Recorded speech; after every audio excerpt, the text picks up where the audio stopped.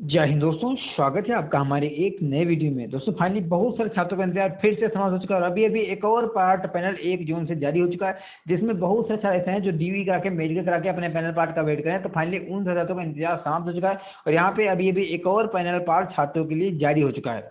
अब panel part के बाद में आपको पता होगा, पैनल पार्ट के बाद में सीधे आपकी ज्वाइनिंग होती है। तो बहुत अच्छी बात है, बहुत से छात्र ऐसे होते हैं जो डीवी में करा के पैनल पार्ट का वेट करते हैं। पैनल पार्ट में नाम आना आपका बहुत जरूरी होता है। अगर आपका पैनल पार्ट में नाम नहीं आएगा तो आपकी ज्वाइनिंग नहीं होगी। अगर आपका पैनल पार्ट में नाम आ गया तो आपकी ज्वाइनिंग कोई रोक नहीं पाएगा। ठीक है, तो पैनल पार्ट बहुत जरूरी होता है, जो कि आ चुका है। बहुत छात्रों का इंतजार समाप्त हो चुका है। अच्छा, इसके साथ ही अभी अभी एक और इम्पोर्टेंट आरटीआई का रिप्लाई आ चुका है। ये आज ही का डेट का आरटीआई है और यहाँ पे देखेंगे कैटेगरी वाइज डाटा इन्होंने बताया, जो कि यूआर में, ओबीसी में, एससी में, एसटी में, ईडब्ल्यूएस में बहुत सारी सीटें यहाँ पे ऐसी हैं जो खाली हैं, जो भी वैकेंट हैं। यानी कि जो वेटिंग में छात्र हैं उनके लिए यहाँ पे गुड न्यूज है, जो भी वेटिंग में थोड़े बहुत नंबर से बचे हैं। तो इसको भी हम बाद में देखेंगे। ठीक है, तो चलते हैं वीडियो को आगे लेकर बात करते हैं। लेकिन उससे पहले अगर आपने चैनल को सब्सक्राइब नहीं किया, सभी सब चैनल को सब्सक्राइब जरूर करेंगे ताकि आपको ऐसे हेल्पफुल वीडियो टाइम टाइम मिलते रहें। देखो, अगर आप ग्रुप डी 2019 वाली भर्ती के हैं, अगर आप पीटी पास हैं, अगर आप अपनी डीबी का पैनल का ज्वाइनिंग का वेट कर रहे हैं, तो आपको इस चैनल को सब्सक्राइब करके रखना है। ठीक है, क्योंकि ये चैनल आपको कोई भी नोटिस आएगा, कोई भी इन्फॉर्मेशन आएगी, सभी 16 आरएससी की बात कर रहा हूँ। ऐसा नहीं कि कोई भी आरएससी का अगर अपडेट नहीं आ रहा है तो इसका मतलब ये नहीं कि मैं इस पर ध्यान नहीं दे रहा हूँ। मैं सभी ऑफिशियल अपडेट पे जाता हूँ। ऐसा नहीं कि किसी जोन को मैं इग्नोर कर रहा हूँ। जैसे कोई नोटिस आएगा तो आपके पास तुरंत वीडियो पहुंच जाएगा। इसीलिए आपको इस चैनल को सब्सक्राइब करना है। मजाक में नहीं कर रहा हूँ। अगर आपको कोई नोटिस आता है तो आपके पास वीडियो पहुंच जाएगा। ठीक है, तो जिन छात्रों ने आज सब्सक्राइब नहीं किया, पहली बात तो आप सब्सक्राइब कर लीजिएगा। और अगर आपने लाइक नहीं किया तो कोई जरूरी नहीं, लाइक कर लो। अगर वीडियो अच्छा लगे तो लाइक करो, अगर नहीं तो लगे कोई बात नहीं। ठीक है, अब चलते हैं वीडियो को आगे बात करते हैं। इस पर अगर हम चैनल को सब्सक्राइब किया, सभी से चैनल को सब्सक्राइब जरूर कर लेंगे। अगर आप हमारे टेलीग्राम ग्रुप में नहीं जुड़े तो टेलीग्राम कर लेंगे, आपको वीडियो के डिस्क्रिप्शन में मिल जाएगा। आप टेलीग्राम जरूर ज्वाइन कर लेना, क्योंकि टेलीग्राम पे आपको सारे नोटिस, सारे अपडेट टाइम टाइम दे दिए जाते हैं। ठीक है, अब चलते हैं वीडियो को आगे बात करते हैं पैनल पार्ट की, उसके बाद में देखेंगे इस आरटीआई के रिप्लाई की। ठीक है, चलिएगा। एक जोन है जिसका नाम है एनआर, इसको बोलते हैं नॉर्थर्न रेलवे दिल्ली जोन, यानी कि चंडीगढ़ जोन। ठीक है, तो यहाँ पे अगर आप जाएंगे अभी भी साइड पे, तो आज तारीख है 15, कितना है, 15/10/2024। और यहाँ पे क्या लिखा है, डेट में 15/10/2024, यानी कि अभी अभी का लेटेस्ट अपडेट है। क्या लिखा है, काइंड अटेंशन वगैरह वगैरह यहाँ पे लिखा है। प्रोविजनल पार्ट पैनल आप first DB candidate, second DB candidate, third DB candidate और fourth DB candidate for requirement against various post of level 1 candidate can check their status now. यहाँ पे डेट लिखा है 15/10/2024।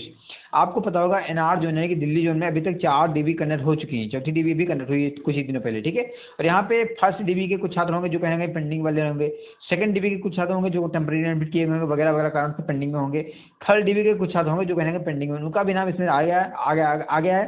और यहाँ पे फोर्थ डीबी के छात्र भी इसमें शामिल है। ठीक है, तो यहाँ पे इन सभी छात्रों का पैनल पार्ट आ चुका। अभी ऐसे छात्र कैसे जारी करेंगे, देखो एनआर जो है सभी आरआरसी से हटके, और यहाँ पे जिस तरीके से सभी आरआरसी पैनल पार्ट जारी करते हैं उस तरीके से ना ही ये रोल नंबर देते हैं, ना ही कुछ देते हैं, ओपन कुछ नहीं करते हैं। सीधे जो छात्र होगा वही देख सकता है। कैसे देख सकता है, जैसे आप इस पर क्लिक करेंगे, यहाँ पे लिंक लिखा है, लिंक पे जाएंगे तो यहाँ पे इस पेज पे आएगा। ठीक है, इस पेज पे आपको सर्च बाई लिखा है, तो सर्च बाई में आप रजिस्ट्रेशन नंबर और रोल नंबर जो मन चाहे उसको डाल सकते हैं। इसके बाद अपनी डीओबी यानी कि डेट ऑफ बर्थ डाल सकते हैं, और जैसे आप इस पे डाल करके सबमिट करेंगे तो आपका यहाँ पे एक पेज खुलेगा। ठीक है, उसमें आपका पैनल पार्ट दिखाएगा कि आपको कौन सी पोस्ट मिली, आपको ज्वाइनिंग पे कब जाना वगैरह सब कुछ बता रहेगा।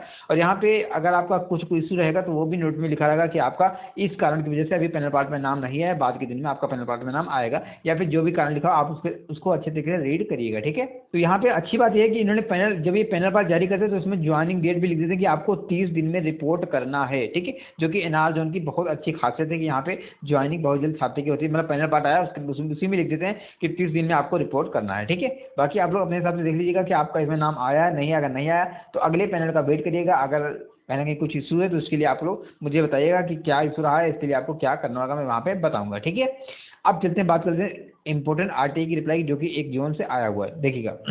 अच्छा, एनआर जोन के बहुत सारे ऐसे भी होंगे जो अभी अगली डीबी का वेट कर रहे होंगे, नेक्स्ट डीबी का वेट कर रहे होंगे, एनआर जोन से होंगे। ठीक है, तो बहुत सारे ऐसे होंगे जो कहीं ना कहीं वेट कर रहे होंगे, तो उनको मैं यही सलाह दूंगा कि अभी आपको आगे के जोनों का वेट करना। आगे यहाँ पे एक नहीं, अच्छी खासी डीबी अभी एनआर जोन में आएंगी और अच्छा खासा यहाँ पे सिलेक्शन भी होने वाला है। ठीक है, तो अभी आपको उम्मीदें बरकरार रखनी है, आगे की तैयारी करते रहना और यहाँ पे अपडेट रहना। कोई भी नोटिस आता है, कोई भी डीबी आता है, कोई भी पैनल आता है, तो आपको इंपॉर्टेंट कहीं ना कहीं आपको मतलब एक्टिव रहना। ठीक है, मतलब आपके जानकारी में होना चाहिए कि आपके जोन में क्या चल रहा है, क्या नहीं चल रहा है। अगर आप इस तरीके से रहेंगे तो कोई भी अपडेट आएगा तो आपको पास तुरंत पहुँच जाएगा। ठीक है, अब देखिएगा,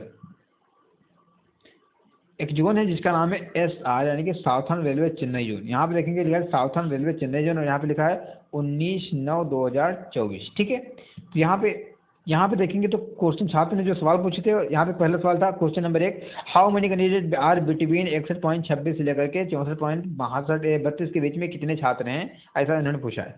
दूसरा सवाल इन्होंने पूछा था how many seats are vacant category wise data बताओ, इन्होंने ऐसा पूछा, ठीक है। तो ये इन्होंने 2 सवाल पूछे थे। ये जो भी डेट मतलब RTE जब लगाया था वो तब था 19/9/2024 को लगाया था, 19 सितंबर 2024 को इन्होंने RTE लगाई था। और रिप्लाई कब आया देखेंगे तो आज रिप्लाई आया, 19 को लगाया था और यहाँ पे 14/10/2024 लिखा था, यानी कि यहाँ पे देखेंगे 14 उधर हो गया और करीब कितने दिन 20 दिनों के आसपास इन्होंने RTE का रिप्लाई देने में लगा लिया, ठीक है। तो यहाँ पे फर्स्ट जो पहला क्वेश्चन था तो उसका इन्होंने रिप्लाई नहीं दिया, तो इसकी कोई बात नहीं कर रहे हैं।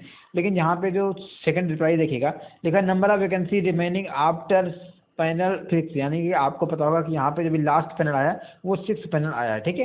यहाँ पे number of vacancy remaining after panel 6 is 141, कितना 141 यहाँ पे बताया गया है। रेगुलर एंड रिप्लेसमेंट दोनों मिलाकर के मात्र यहाँ पे इतने 141 सीटें वैकेंट बताई जाएंगी और ये डाटा RRC के द्वारा RTE के द्वारा माध्यम से आपको बताया जा रहा है, जो कि रियल डाटा है, ठीक है। और यहाँ पे एज ऑन डेट 19 क्या बोलते हैं 13/9/2024 यानी कि 13/9/2019 का डाटा लिया गया है कि यहाँ पे 141 सीटें यहाँ पे वैकेंट बताई जा रही हैं चेन्नई जोन में, ठीक है।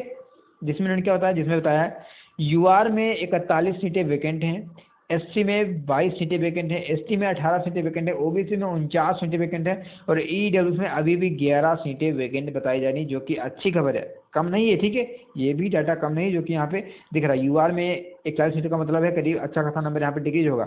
SC में 22 सीटें हैं, ST में 18 हैं और OBC में 49 सीटें वैकेंट है और EWS में 11 सीटें भी वैकेंट है। तो आप अपने हिसाब से देख लीजिएगा कि आप किस कैटेगरी से वेट कर रहे हैं, आप किस जोन से हैं और आपका कट ऑफ मार्क्स से कितना कम है। अब बहुत से शायद ऐसे भी होंगे जो चेन्नई जोन से होंगे, जो कहना है अपनी DB का वेट कर रहे होंगे, वो इस डाटा को देख के थोड़ा डर जाएंगे कि सर ये तो बहुत कम डाटा है वगैरह वगैरह। तो देखो ये डाटा ऐसा आता है जो वहाँ पे अवेलेबल हो जाता है, जो RRC में अवेलेबल होता है वहीं तो डाटा देंगे। अभी कुछ डाटा डिवीजन में होगा जो वहाँ पे सेंड नहीं किया हुआ होगा वैकेंट का वगैरह वगैरह, तो वो डाटा धीरे धीरे सेंड करते रहते हैं, धीरे धीरे इसमें चेंजेस आते रहते हैं, ठीक है। क्योंकि धीरे धीरे से जो रिजाइन होता है, नॉट ज्वाइनिंग होता है, तो धीरे धीरे वो होता है, ठीक है। ऐसा ये डाटा अवेलेबल है, यानी कि ये सीटें यहाँ पे आपके RRC में अवेलेबल है, इन सीटों पर DB आपको कुछ ही देर में देखने को मिलेगी। जैसे डाटा और पहुँच जाएगा तो धीरे और आपके कहना कहीं और DB देखने को मिलेंगी, ठीक है। तो इसको देख के आपको डरना नहीं है, आपको थोड़ा खुश हो जाना कि यहाँ पे इतनी सीटें RRC में ही वैकेंट है। बाकी आपको आगे के दिनों में और भी DB देखेंगे और भी डाटा यहाँ बढ़ता हुआ नजर आएगा, ठीक है।